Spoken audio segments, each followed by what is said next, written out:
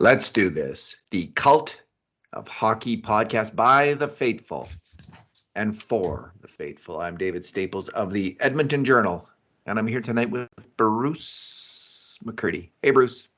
Hey, David, how you doing tonight?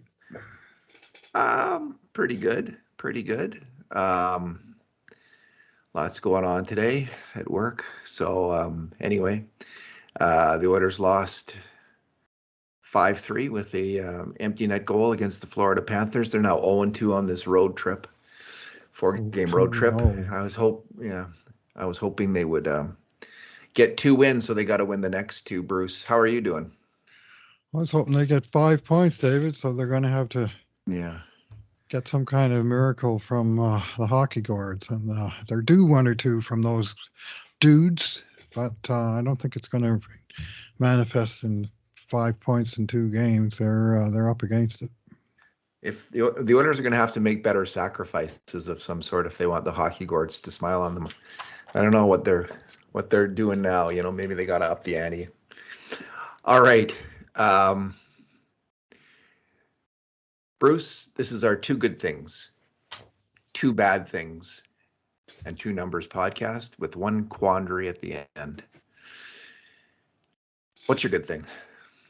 Yeah, I'll go with Connor McDavid getting a multi-goal game for the first time all season, and one scored on a one-timer from almost the goal line off a Leon setup. That was kind of the reverse of a goal we've seen Leon score a number of times over the years, where McDavid feeds him down low and he just beats the goalie to the near side post with a one-timer to open the scoring.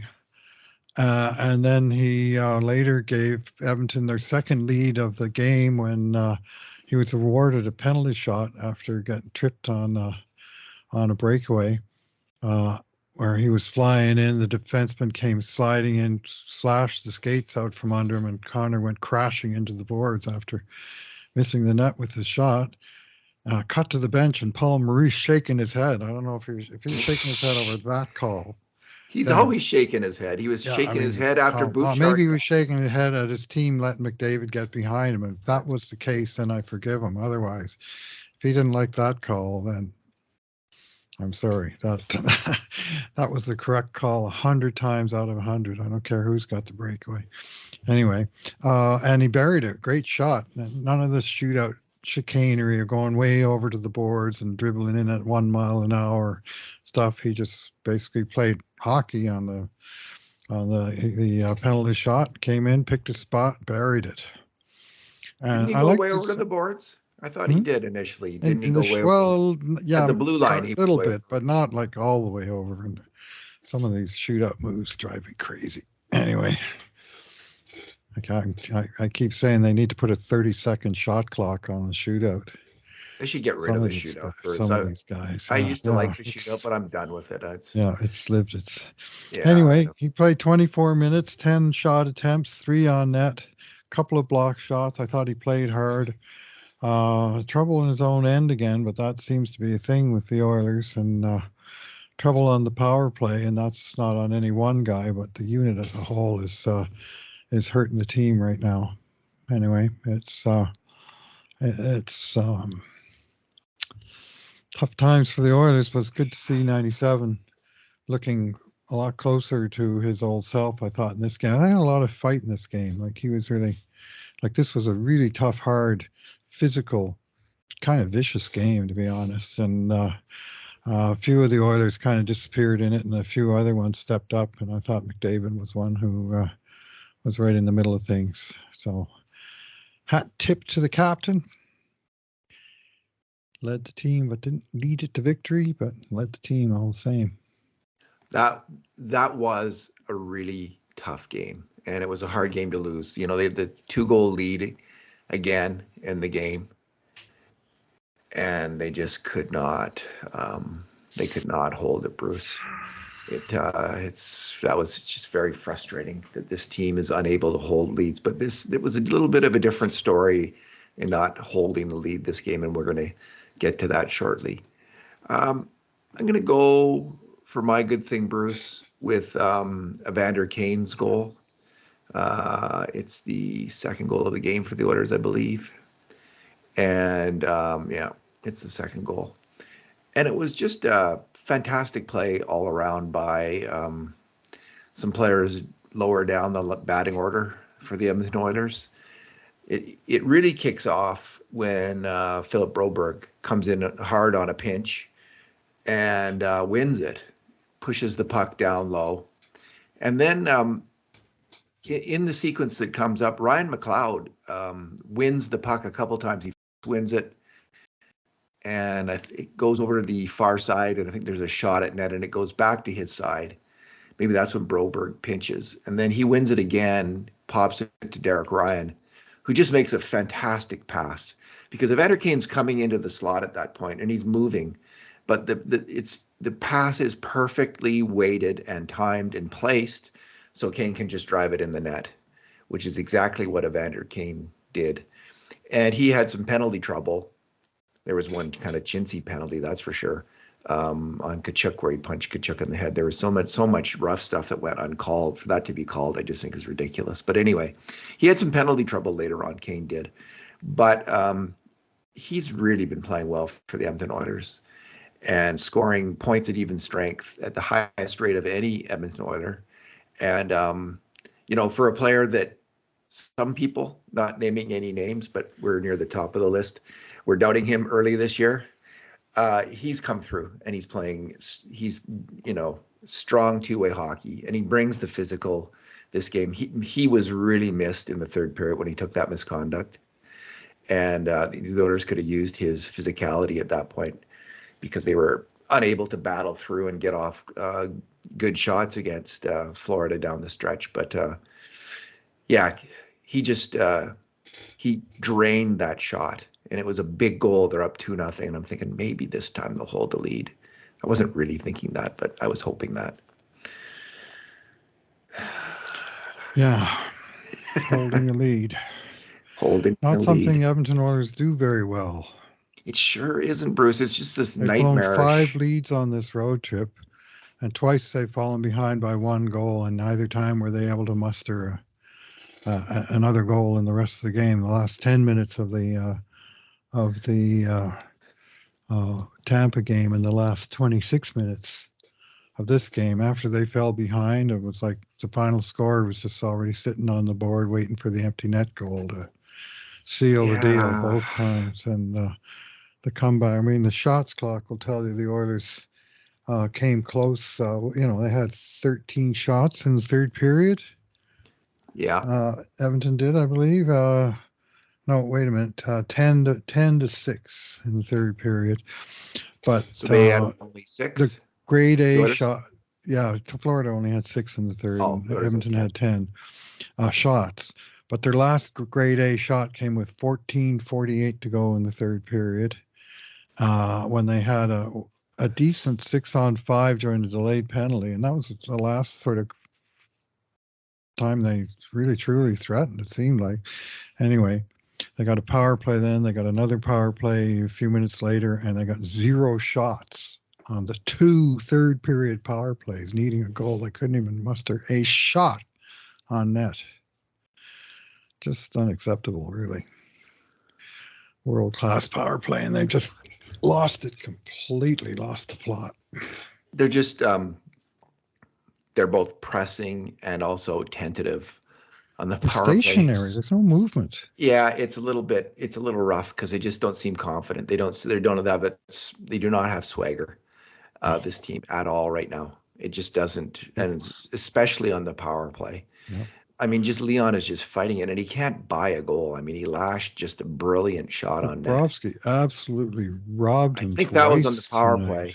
He did. One in the first period, he stopped him, and then one in the sort of 30 seconds into the second period, that was a save of the year candidate. Leon got fed in the low bottom of the circle, and he did not miss. He blasted right upstairs, rocket high in the short side corner, and somehow Bobrovsky got the piece that they call the cheater on the glove. Here's a clue. If you got a piece of equipment called the cheater officially, maybe you got your equipment rules wrong, because you got this big extra like thumb above the thumb, anyway, he got a piece of that on it. It is part of the equipment. It's a great save, but Leon is looking skyward a lot these days. He just can't buy one. Even when he does everything right, that's when some NHL goalie plays Dominic Hasek on him. You know, we've seen it already in this road trip like 3 or 4 times, right, in 2 games. That's really a good point about the cheater, Bruce. That's I really hate fun. the cheater. I think of Johnny Bauer wearing this long, thin glove, you know, kind of the shape of his hand, a little longer, but it doesn't, why does it have to come up to, you know, like 6 inches above your wrist? Anyway. Yeah. Of course, Tonight I hate the cheater. The Oilers goalies will also have the cheater. Oh yeah, they do, and they use it. Works both ways. Yes, it does. Okay, we're on to our bad things, are we? Well, I think we are. We each had a good thing. We're doing one bad thing each, right? Just do one. Yeah, okay. Well, my bad thing is the hockey gourds, and I'm mad at the hockey gourds, and they are mad at me and my team, and they are just giving it to the Oilers on a regular basis. It's got to be your fault. Tonight, it was 2 goals on incredibly fluky plays that you wouldn't see once in 100 years, and it happened twice tonight with the Oilers trying to cling to a 1-goal lead, and both times it wound up in the back of the net. The first one, the 2-2 goal, came when Zach Hyman blocked a shot from the blue line. It broke his stick. He dropped the stick like he's supposed to. He stayed in his position like he's supposed to. And when the Oilers got possession, he buzzed over to the bench for a new stick like he's supposed to. And Matthias Ekholm got the puck in the corner. Saw Draisaitl, who had broken up ice for a chance behind the Florida blue line, and fired a long stretch pass that was heading directly for Draisaitl. Watch the end zone replay and you'll see what I mean.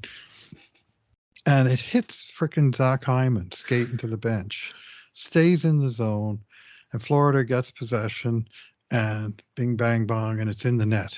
A terrible goal on Pickard, I thought, but the fact is that the puck that should have been long gone from the zone after Hyman et al. Did everything right, wound up staying in by this incredibly strange sequence of events. Like Ekholm, like there's no way he could be expecting a player on his own team to be cutting right through his passing lane at that exact moment. I mean, that's like Randy Johnson hitting that seagull with his fastball. You know, I mean, the seagull happened to be there at the wrong millisecond of time and paid for it. Well, the Oilers paid for this one. And then that was little compared to the 3-3 goal, where Oilers are coming into the Florida zone. I think it's Kane that's got the puck, and 23 for Florida, Verhaeghe, who's an excellent player, tried to check Kane, and he lost control of his stick, and his stick popped up out into the air into center ice.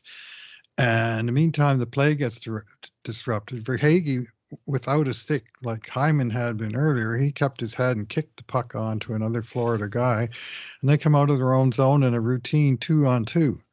Until Philip Broberg, skating backwards, playing the 2-on-2, steps right on the blade of the fallen stick on the ice and takes a spill. And now the 2-on-2 is suddenly a 2-on-1. Chaos ensues. Puck winds up in the net. I mean, 2 freak plays. 2 freak plays. And that but one. Bruce, there was another freak play on that whole thing. Come on. Nurse and then Nurse comes back as the one guy back, and he tries to make the hero defensive play, like we've seen Sergachev pull off the other night, a miracle where he just swung his stick around behind his back and robbed Draisaitl of a shore goal. And there was another Florida guy who did something similar tonight, where he just swung his stick around behind his back and made a defensive play. Who the heck was that guy? I remember the play. Anyway, and Nurse tries to do the same thing where he comes sliding across and he swings the stick to try and get a piece of the puck, and he gets a piece of the puck and puts it right through Pickard's legs and into the net. I mean, that was horrible. That was really horrible, because it might not have been a goal. Like that play might have gone nowhere. I mean, the Oilers, Pickard, you mentioned Pickard on the Ekholm turnover. That was a terrible goal against, and it was a big moment in the game, He and need to make that save for he sure. needed to make that save. That said, Bruce, Calvin Pickard had a really He was pretty good. he Yeah. had a pretty good game. Like so the grade A shots Hmm. in total were 16 for Florida, Oh, 12 for Edmonton. The subset of 5 alarm shots, 11 for Florida, 7 for the Oilers. Pickard was tested again and again and again, and he did enough to keep his team within striking distance and a chance to win this game. That was a really rancid goal against. You don't want to. That was hard to watch. yeah. But he was otherwise pretty solid. And if they put him in another game, like I know they're looking for a goalie, but that's all the rumor mill has is goalie talk. But he did okay. He wasn't the reason they lost. He was he was one of them. I guess that was a pretty bad goal against. So, but he kept them in it enough so they had a chance to win against the Florida team that was offensively excellent in this game. Yeah. It's the Florida team that got 2 goals from Mikkola and 1 goal from Kevin Stenlund. And yeah. And depth players for the other teams producing goals. Oh yeah, Bruce. I was gonna go with the the winning goal against is my bad thing, but I'm gonna switch it to Ryan Nugent-Hopkins, who just isn't doing enough right now on the power play or at even strength. And tonight he had a poor game, and I think this typifies it. This stat typifies it. He had 12 faceoffs. He won 2 of them. He's never been known as a great faceoff guy, but he's got that's a battle. And I just think faceoffs are indicative sometimes of your battle level in a game.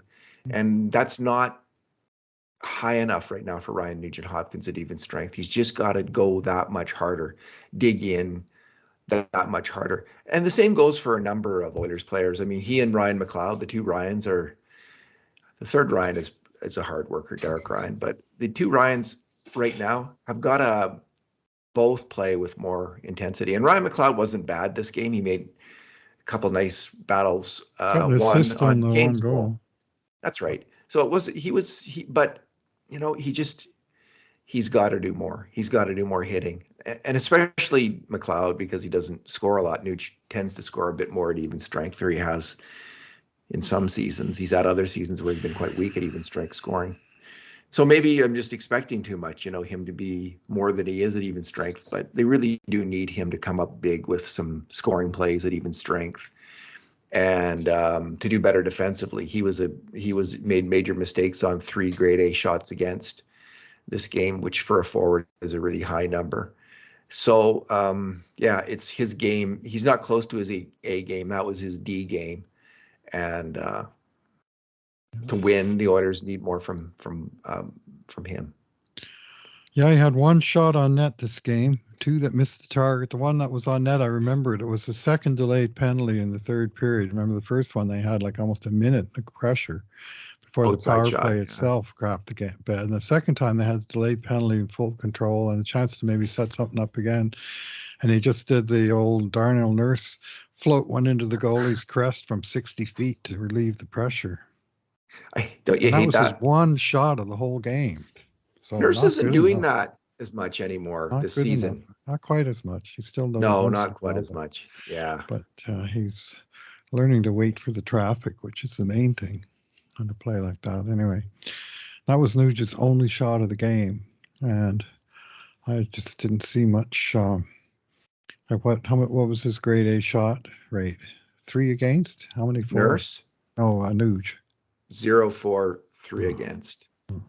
So yeah, he created nothing and nothing on the power play. He wasn't involved in any grade A shots. So the power play couldn't keep the puck in. They couldn't control it. They couldn't move it around, and he's a big part of that. So yeah, he is. He really is. But it's really McDavid and Draisaitl who are out of sync on the power play right now. They're just not able to. I mean, some of it was bad luck tonight. Draisaitl's should have had at least one goal by, if there was any fairness in the world, but there isn't. There isn't. That's not how the world works. Definitely not. It does not. It does not. So let's move on to our numbers, Bruce. What is your numero? My number is 2, which is the number of times Evander Kane managed to get himself benched tonight. One late in the first period. He scored a nice goal to make it 2-0, and then he took a penalty like 7 seconds off the face-off. Classic game management call, but he did, get into it with Tkachuk, and it was one of those ones the refs could have called one way, the other way, both guys or nothing. And of course, with the score being 2-0, you know what they did, and Florida scored on the power play, so that there went the 2-0 lead. And then a couple shifts later, Kane on the back check, 50 feet behind the puck, decides to reach in and hook a guy. Ref catches him, sends him off, and that was a hook. And he played 8 more seconds for the rest of the first period, which is the amount of time it took him to get from the penalty box back to the players' bench. And then Chris Knobloch sat his ass on the bench for the last 5 minutes and change of the first. It wasn't like a huge long time, but he definitely missed probably 2 shifts. And message sent. Now, the next question is, was the message delivered? Because Kane was, he's one of the more effective Oilers in what was a tough, hard, dirty game, as mentioned earlier. And Kane is all of those things. And with 13 minutes to go in the third period, there's Oilers on the power play, and there's a scrum along the boards, and there's some, pushing and shoving, and 2 penalties called either way. And then a third penalty gets called. Evander Kane, 10-minute misconduct. And I've heard no explanation yet, but 99 times out of 100, if a guy not on the ice gets a penalty, it's for beaking off the ref from the bench. And with 13 minutes left to go in a 1-goal game, I mean, sorry, not good enough. Shut your damn mouth and play. And if that isn't what happened, and it's something excusable, then I apologize in advance. But if that is what happened, it's not good enough. Oilers needed Evander Kane down the stretch of this game, and he was sitting in the damn penalty box because he benched himself for 10 minutes. Yeah, not good. Bruce, my number relates to Connor McDavid's even strength scoring, and I guess he got 2 even strength goals. I guess the penalty shot is counted as an even strength goal, is it? Or is it? They just show one player on the ice for each team, the shooter and the goalie. So it won't show up under 5-on-5. It's like literally on the game summaries, it stands out like a sore thumb. These are the players on ice. And you see the one goal, it's just got one number on each team. So it's even strength. So it's that just is not 5-on-5. Yeah, it's kind of foggy there, but yeah. Yeah, it's counted as it is EV-PS, meaning even strength penalty shot. Okay. So it won't show up in 5-on-5, but the breakaway certainly that caused the event was at even strength. It was. Bouchard made a nice pass. Great pass by Bouchard, one of his good moments in this game that had plenty of both. So last year, Bruce, in 82 games, McDavid had 39 even strength goals and 36 even strength assists. So that adds up to 75 points. 75 points in 82 games. This year in 15 games, he now has 7 points based on the 2 goals tonight. So it was great to see him score tonight, and he is coming on. Heading into this game, though, Bruce, he had 1 even strength point in his previous 8 games, 1 point in 8 games. And I was wondering where he ranked in the NHL heading in. So heading in tonight, this isn't after tonight because the stats have not been updated, I don't believe, but he had he ranked 270th out of 374 NHL forwards who are regulars in the NHL, played over 100 minutes, even strength. So he's been scoring at 1.25 points per 60, which is the scoring rate of a low-level third line or fourth line, high-level fourth line player. Essentially scoring like a fourth line player up to this point. So if you're wondering why the Oilers are struggling, I mean, here's again, he scored 39 goals last year at even strength. An amazing total. So he's not anywhere near that this year. And it's hurting the team, obviously. Still bobbling the puck, eh? Little bit. I mean, he seems to be getting better. Man. The other teams are just so focused on him as well. But of course, they're focused on all the good players. That's the way hockey works. Yeah, well, this is McDavid. No, this is scoring rates. So points per 60. And this is, it's got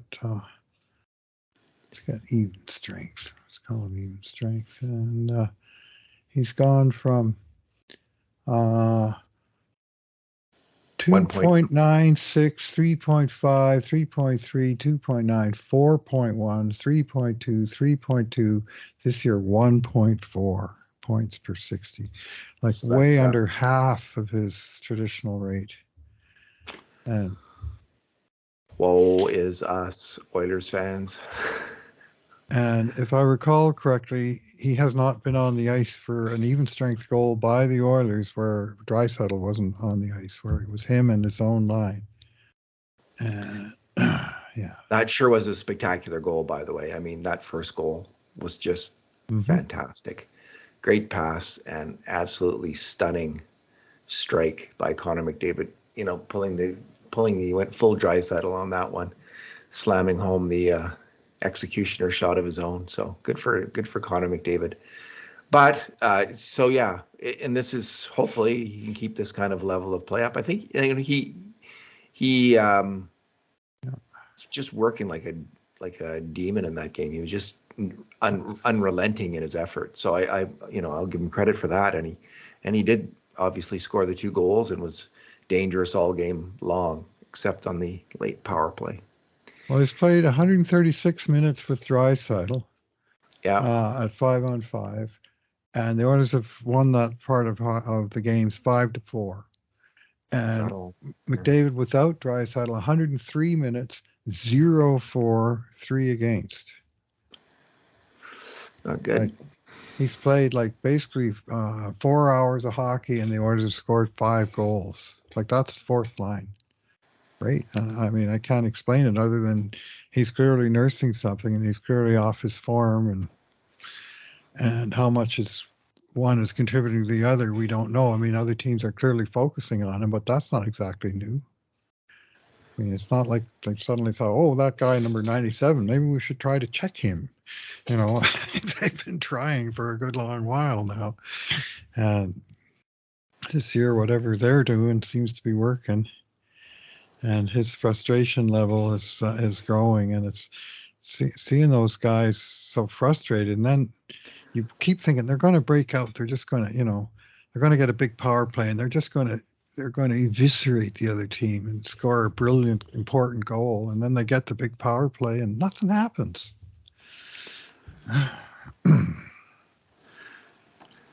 0 for 7 on the road trip, the power play, and 0 for 2 in empty net goalie pulled situations too. So not good, Bruce. Not. No, none of it's good, David. And it's season is trickling away fast. We haven't even got to U.S. Thanksgiving yet, and seems I mean tonight Calgary's playing Seattle now. Chances are it'll be a 3-point game, but for sure they're going to be 2 points further behind one of those teams. And these regulation losses, and especially regulation losses from ahead, has happened the last 2 games straight, where they scored the first 2 goals of the game and came away with no points in either game. That is just a recipe for failure.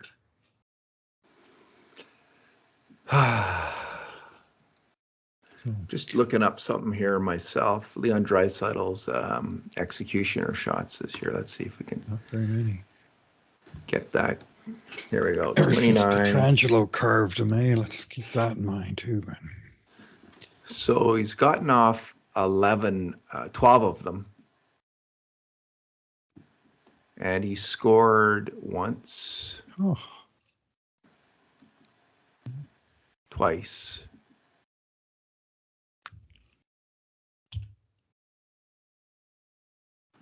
Yeah.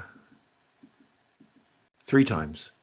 3 times he scored on the power play with his great shot this year, which I'd have to compare it to last year to know how significant that is. But he has scored some goals that way this year. But man, that is the conundrum, Bruce. Like, what is going on, do you think, with Leon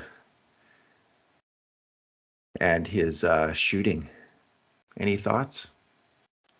Well, I'm remembering Petrangelo trying to amputate his wrist last year in the playoffs, wondering if that has anything lingering. Could be that. Some of it's goalies in relatively small sample size, where some of those saves are going to get made from time to time, but there just seem to be an inordinate number of them. But he also has been.